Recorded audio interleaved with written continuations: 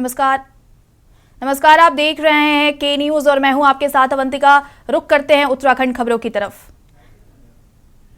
देहरादून में राहुल गांधी के बयान पर सीएम धामी का पलटवार। राहुल गांधी अच्छी अपेक्षा नहीं की जा सकती। राहुल गांधी सेना का मनोबल नहीं बढ़ा सकते।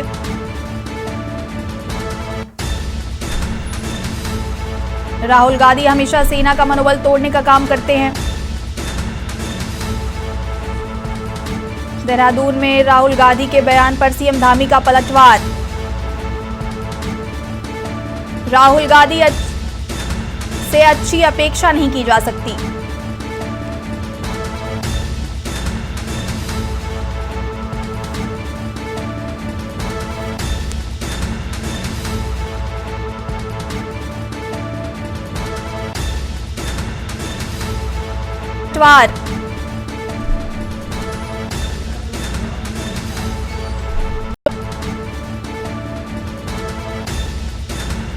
राहुल गांधी सेना का मनोबल नहीं बढ़ा सकते। राहुल हमेशा सेना का मनोबल तोड़ने का करते हैं काम। देहरादून में राहुल गांधी के बयान पर सीएम धामी का पलटवार।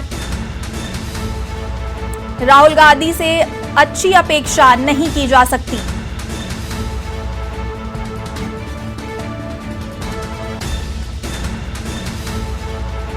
राहुल हमेशा सेना का मनोबल तोड़ने का काम करते हैं। राहुल गांधी के बयान पर सीएम धामी का पलटवार।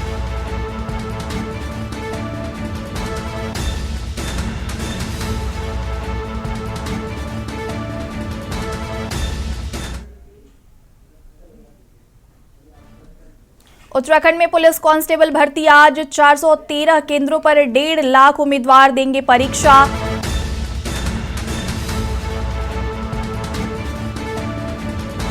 बता दें कि 413 केंद्रों पर 1.5 लाख उम्मीदवार देंगे परीक्षा। पुलिस कांस्टेबल के 1521 पदों पर हो रही भर्ती। लोक सेवा आयोग ने तैयारी की पूरी। उत्तराखंड में पुलिस कांस्टेबल भर्ती आज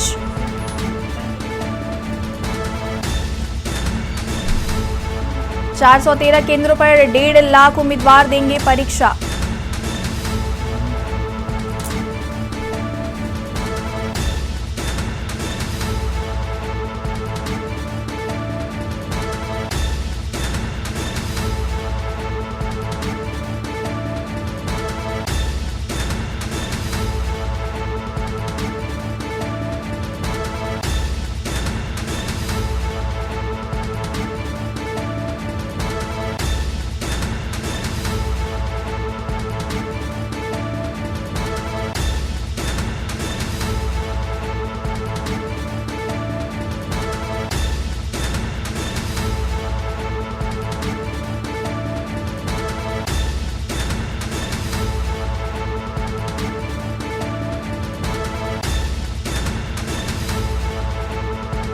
पर हो रही भर्ती। लोक सेवा आयोग ने तैयारी की पूरी। उत्तराखंड में पुलिस कांस्टेबल भर्ती आज 413 केंद्रों पर।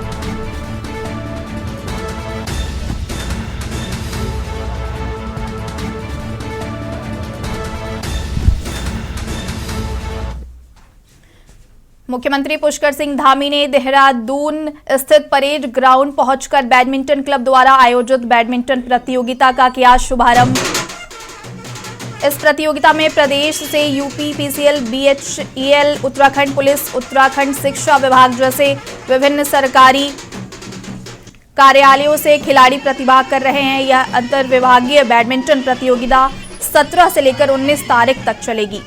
इस दौरान मुख्यमंत्री ने सभी खिलाड़ियों को बधाई दी। साथ ही मुख्यमंत्री ने कहा कि इस प्रकार की अंतर विभागीय प्रतियोगिता से सभी विभागों में आपसी तालमेल बनेगा, जिससे प्रदेश विकास की राह पर आगे बढ़ेगा।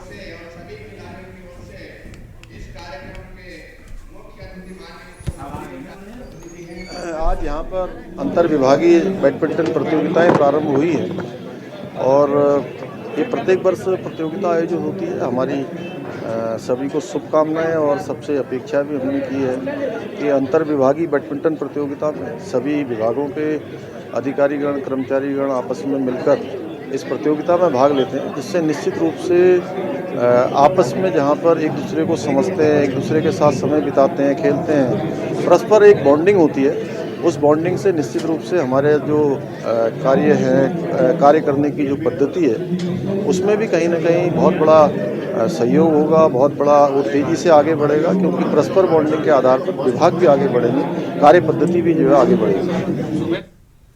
बहुचर्चित अंकिता भंडारी हत्याकांड में नया फीडबैक सामने आया है। अब इस मामले में एसआईटी चार्जशीट दाखिल करने जा रही है। अंकिता भंडारी हत्याकांड मामले में एसआईटी सोमवार को कोर्ट में चार्जशीट दाखिल कर देगी। ADG law and order V Murugesan ने प्रेस वार्ता के दौरान बताया कि 500 पेज की चार्जशीट को दाखिल किया जा रहा है, जिसमें 100 गवाहों के बयान भी लिए गए हैं।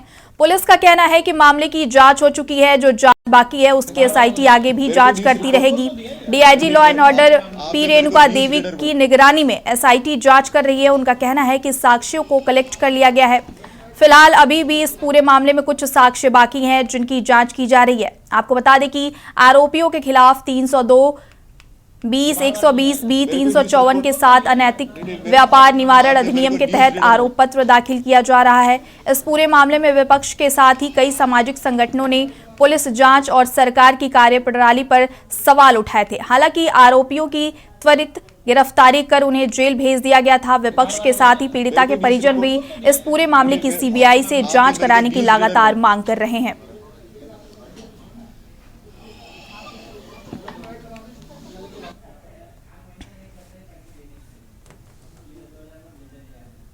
जो 19 तारीख को एक कंप्लेंट होती है पटवारी पुलिस में कि कुमारी अंकिता भंडारी है जो मिसिंग है। उस संबंध में पटवारी ने अपने एक रजिस्टर कराया। फिर उसके बाद उन्होंने एक रिपोर्ट भेजा डीएम को कि इसको रेगुलर पुलिस में ट्रांसफर होना चाहिए। जो उसके बाद वो रेगुलर पुलिस में ट्रांसफर हुआ केस, रेगुलर पुलिस ने मौका मुआयना कराया। फिर वहां का रिसोर्ट का स्टाफ को पूछताछ कराया। पूछताछ में पता चलता है कि वो जो मिसिंग गर्ल है वो 3 लोगों के साथ पहले दिन गई थी, वापस नहीं आई थी। फिर उसके बाद उनसे 3 लोगों को कब्जा में ली गई, उनसे पूछताछ गहन से कराए गए। तो उस पर उन्होंने कबूला कि हमने धक्का दे दिया नहर पे। फिर उसके बाद उसी पे उनको 302 पे हमने रिमांड करा लिया। फिर हमने नहर में खोजबीन शुरू कराए। वहां पे एक डेड बॉडी महिला की मिली, लड़की की। तो उसको उनके परिजनों ने आइडेंटिफाई कराया कि हमारा बेटी है अंकिता भंडारी। फिर उसके बाद हमने पोस्टमार्टम कराए पैनल डॉक्टर से। तो पैनल डॉक्टर से भी पोस्टमार्टम रिपोर्ट भी आ गया। फिर उसके बाद हमने जो घटना पे मोबाइल फोन सीसीटीवी फुटेजेस है जहां पे भी है अवेलेबल, वो सारा हमने कलेक्ट कराया, उसको एनालाइज कराई गई। फिर जो भी विटनेसेस प्राइमरीली वहां पे थे उनको पूरा 164 भी हमने कराए जो कोर्ट के न्यायालय के सामने। वो सारा करके साक्ष्य पर्याप्त मिल गया। फिर हम 90 डेज के पहले हम चार्जशीट फाइल करने जा रहे हैं। खबर देहरादून से है। सांसद राज्यसभा उत्तराखंड नरेश बंसल ने यूनाइटेड नेशन जैसे सम्मानित मंच से भारत जैसे गणतंत्र और प्रजातांत्रिक देश के आदरणीय प्रधानमंत्री नरेंद्र मोदी जी के लिए अमर्यादित टिप्पणी को भारत देश का अपमान बताया है। सांसद राज्यसभा उत्तराखंड नरेश बंसल ने कहा कि पाक के विदेश मंत्री बिलावल भुट्टो ने दुनिया के सबसे लोकप्रिय नेता भारत के प्रधानमंत्री पर जो टिप्पणी की है वो बेहद शर्मनाक है। उनको आदरणीय प्रधानमंत्री नरेंद्र मोदी जी व भारत की जनता से माफी मांगनी चाहिए। सांसद बंसल ने कहा कि यह बयान मोदी सरकार द्वारा पाकिस्तान प्रायोजित आतंकवाद के खिलाफ चल रही सख्त कार्रवाई से होने वाले छटपटाहट को दर्शाता है। बंसल ने पाकिस्तान सरकार को इन हरकतों से बाज आने को कहा व आतंकवाद की हिमायत न करने को कहा। सांसद बंसल ने कहा मांग की कि ऐसी भाषा के लिए पाकिस्तान को तुरंत यूनाइटेड नेशन मंच से माफी मांगनी चाहिए।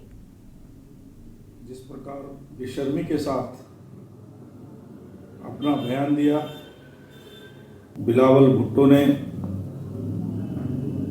जिस प्रकार बेशर्मी के साथ अपना बयान दिया और विश्व के लोकप्रिय नेता भारत के यशस्वी प्रधानमंत्री श्री नरेंद्र मोदी जी की तुलना लादेन से की, वो बहुत ही शर्मनाक है। उसकी जितनी निंदा की जाए कम है। बिलावल भुट्टो को मालूम होना चाहिए कि श्री नरेंद्र मोदी जी आज विश्व के सबसे लोकप्रिय नेता हैं, भारत के यशस्वी प्रधानमंत्री हैं, उस भारत के प्रधानमंत्री हैं जिसके सामने, जिसकी सेनाओं के सामने पाकिस्तान की 93,000 सेना ने घुटने टेकते हुए आत्मसमर्पण किया था। बॉलीवुड की आने वाली फिल्म पठान को लेकर एक राजनीतिक बहस छिड़ गई है। उत्तराखंड कांग्रेस के प्रदेश अध्यक्ष करण माहरा ने भगवा रंग को लेकर भारतीय जनता पार्टी पर निशाना साधा है। उन्होंने आरोप लगाया है कि भगवा का सबसे ज्यादा अपमान भारतीय जनता पार्टी ने किया है। भगवा रंग साधु संतों और सन्यासियों का रंग है और वो ही इसे धारण करते हैं, लेकिन भाजपा ने तो भगवा को दुशाला बनाकर सबके गले में डाल दिया। लोग उसी भगवा रंग के कपड़े से अपनी गाड़ी साफ करते हैं और शाम को शराब पीकर हाथ भी साफ कर लेते हैं। करण माहरा ने आरोप लगाया कि वोटों का ध्रुवीकरण करने के लिए भाजपा भगवे की बात करती है, उसे महंगाई, भ्रष्टाचार और रोजगारी से कोई लेना देना नहीं है। ये लोगों को पता चले वो भारतीय जनता पार्टी पहले तो नियुक्तियों के लिए जो समिति बैठी वो नहीं बैठनी चाहिए थे। किसी भी पीठ के द्वारा दिए गए कार्यों को की जांच जो है कोई पीठ ही कर सकती है, लेकिन पहली बार रिटायर्ड IAS अफसरों से कराया गया। और रावत जी का ये कहना इसलिए सही है क्योंकि जो समिति बैठी थी उसने कहा है कि जिस दिन से नियुक्तियां हुई है उस दिन से भाई भतीजावाद हावी था, भ्रष्टाचार हुआ है और जो आरक्षण का एक तय मानक है उसका पालन नहीं किया गया है। तो गंभीर आरोप है। तो केवल 16 और 21 की भर्तियों पर ही क्यों गाजगिरी है? 16 से पूर्व वाली भर्तियों के लिए बार बार अध्यक्ष कहती है कि हम लीगल राय ले रहे हैं। आखिर कितने महीने लगते हैं? 3 महीने से एक ही बयान आ रहा कि हम लीगल राय ले रहे हैं। क्या 3 महीनों में लीगल राय नहीं ली गई? तो ये सब चिंता के विषय है। इसमें सत्र भी बुलाया जाना चाहिए और लोगों की राय भी लेनी चाहिए। जिन राजनेताओं ने अपने परिजनों की नौकरियां लगाई हैं बैकडोर से, उनके खिलाफ कार्रवाई होनी चाहिए और जिन अध्यक्षों के कार्यकाल में ये हुआ है उनकी भी जिम्मेदारी फिक्स की जानी चाहिए। केवल कर्मचारियों की नौकरी खाना किसी चीज का समाधान नहीं है। नैतिकता के आधार पर पहले ही कर देना चाहिए, क्योंकि जांच में ये भी पाया गया कि जिन नियुक्तियों के लिए वित्त विभाग ने और वहां के सचिवालय ने मना कर दिया था, उसके बावजूद भी नियुक्तियां की गई और मुख्यमंत्री जी ने भी विचलन से करी और अब उसी का स्वागत भी कर रहे हैं। तो वो भी दो किस्म की बात कर रहे हैं। खबर डोईवाला से आ रही है। डोईवाला में राष्ट्रीय मोदी सेवा संगठन के कार्यकर्ताओं की बैठक कर संगठन के विस्तार पर की जाएगी चर्चा। कार्यकर्ताओं का सम्मान होगा। लोकसभा चुनाव में फिर बीजेपी सरकार बनाने का लिया संकल्प। 2024 में फिर से भाजपा की सरकार। बैठक कर संगठन के विस्तार पर की चर्चा। कार्यकर्ताओं का सम्मान। लोकसभा चुनाव में फिर बीजेपी सरकार बनाने का लिया संकल्प। 2024 में फिर से भाजपा की सरकार। पदाधिकारियों कार्यकर्ताओं ने की बैठक। राष्ट्रीय मोदी सेवा संगठन के कार्यकर्ताओं की बैठक कर संगठन के विस्तार पर की गई चर्चा। कार्यकर्ताओं का हुआ सम्मान। लोकसभा चुनाव में फिर बीजेपी की सरकार बनाने का लिया संकल्प।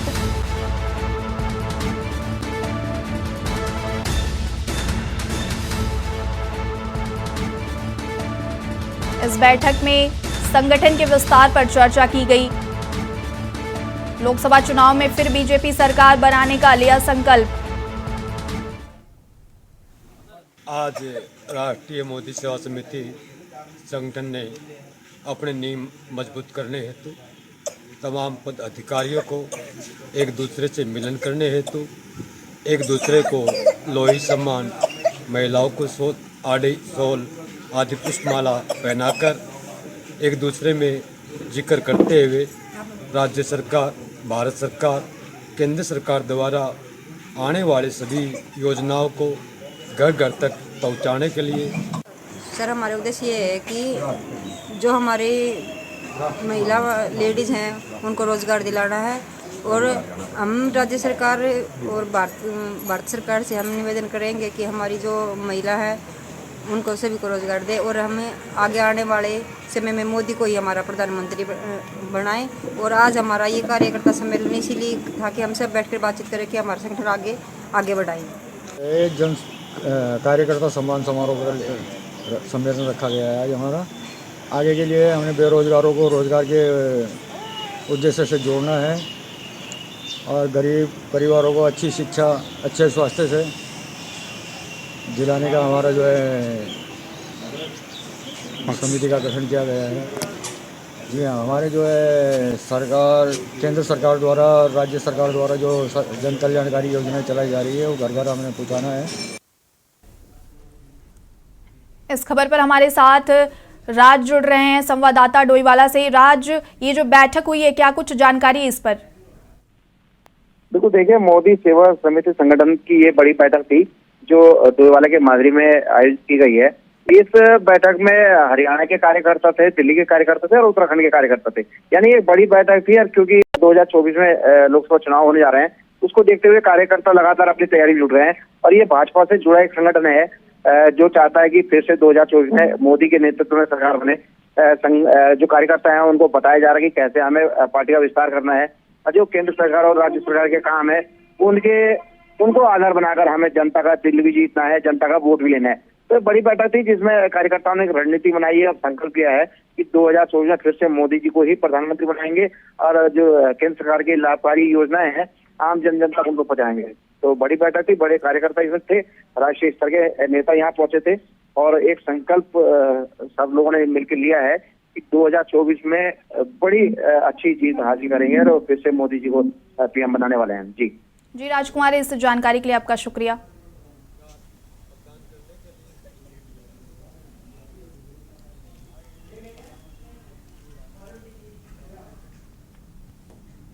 उत्तराखंड हाई कोर्ट द्वारा पूरे उत्तराखंड में जिला मुख्यालय से केसों का ट्रांसफर किए जाने का आदेश दिया है। हरिद्वार जिला कोर्ट में रुड़की लक्सर के तमाम केसों को वहीं पर ट्रांसफर किए जाने का आदेश है। इन केसों को रुड़की और लक्सर के अपर जिला द्वारा देखे जाएंगे। इस आदेश पर हरिद्वार बार एसोसिएशन द्वारा विरोध जताया जा रहा है। पिछले 6 दिनों से बार एसोसिएशन द्वारा कोर्ट परिसर में धरना दिया जा रहा है। मांगे पूरी ना होने तक हरिद्वार बार एसोसिएशन पीछे हटने को तैयार नहीं है। हरिद्वार बार एसोसिएशन के अध्यक्ष सुशील कुमार का कहना है कि 6 दिनों से हमारे द्वारा धरना प्रदर्शन किया जा रहा है।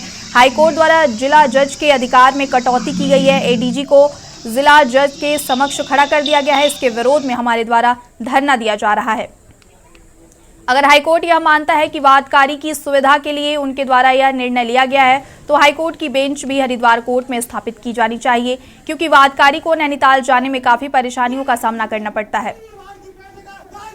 हमारी मांग ये है ऑनरेबल हाईकोर्ट से कि जो ऑर्डर पास किया गया है, डिस्ट्रिक्ट जज की पावर जो कम की गई है, उसको बहाल किया जाए, और यही हमारी मांग है। और उसके लिए चाहे हमें धरना कितने भी दिन जारी रखना पड़े, उसको जारी रखेंगे, और जो लीगल कार्रवाई होगी हम वो भी करेंगे। ये जो धरना चल रहा है, ये 6 दिन हो गए हैं। इसमें हमारी मांग है कि जो जिला जज के जो अधिकार में कटौती करके एडीजे को एक जिला जज के समकक्ष कर दिया गया है, उसके विरोध में हमारा धरना चला रहा। हाई कोर्ट ये मानता है कि हमने वादकारी के हित में ये निर्णय लिया, तो हाई कोर्ट की बेंच भी हरिद्वार में स्थापित हो, वो भी वादकारी के हित में है, क्योंकि वादकारी को नैनीताल जाने में काफ़ी खर्च करना पड़ता है। विषम परिस्थितियाँ, पहाड़ों का रास्ता, कहीं भी कोई भी दुर्घटना उनके वादकारी के साथ हो सकती है। इसलिए हाई कोर्ट की बेंच हरिद्वार में स्थापित हो, हमारी मांग है। खबर रुड़की से है, जहां एचआरडीए की अनुमति के बिना ही हरिद्वार रोड पर शनिदेव मंदिर के पास अवैध कॉलोनी काटी गई है।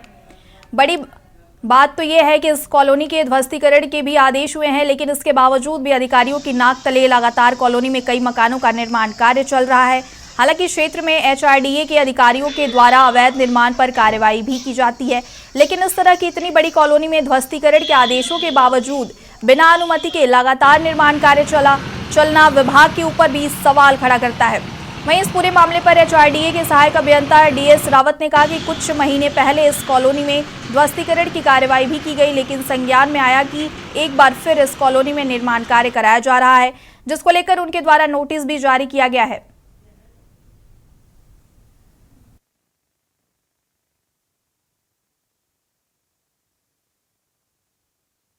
देखिए कुछ महापुर, आप जो हरिद्वार रोड की बात कर रहे हैं, हरिद्वार रोड में कुछ महापुर जो हमने ध्वस्तीकरण किया था।